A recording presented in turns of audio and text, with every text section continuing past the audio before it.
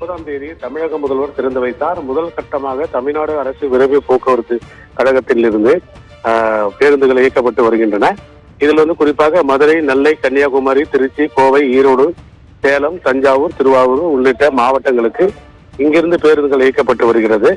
அதாவது தமிழ்நாடு மாநில போக்குவரத்து கழகம் பேருந்துகள் கோயம்பேட்டிலிருந்து இயக்கப்பட்டு கிளம்பாக்கம் பேருந்து நிலையத்தில் உள்ளே பயணிகளை ஏற்றி செல்கின்றன. மேலும் இங்கிருந்து சென்னையின் பல்வேறு பகுதிகளுக்கும் மாநகர பேருந்துகள் மூலமாக இயக்கப்பட்டு வருகிறது.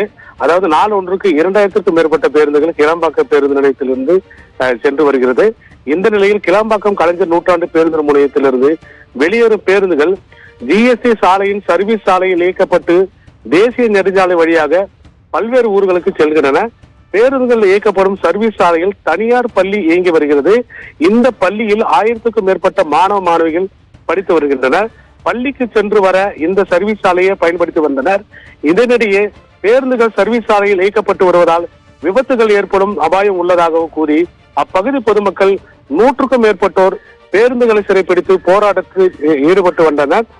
இதனால் தென் மாவட்டங்களில் இருந்து வந்த பொதுமக்கள் சென்னைக்கு செல்ல முடியாமல் தவித்து வருகின்றனர். சம்பவ இடத்தில் கூடாஞ்சேரி போக்குவரத்து புலனாய்வு போலீசார் பொதுமக்களிடம் பேச்சுவார்த்தை நடத்தி தற்போது அந்த இடத்தில் ஒரு பரபரப்பான ஒரு சூழல் காணப்பட்டு வருகிறது.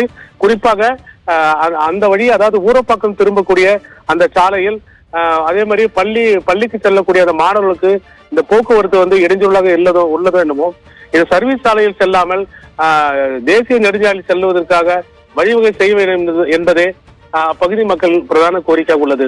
பவித்ரா.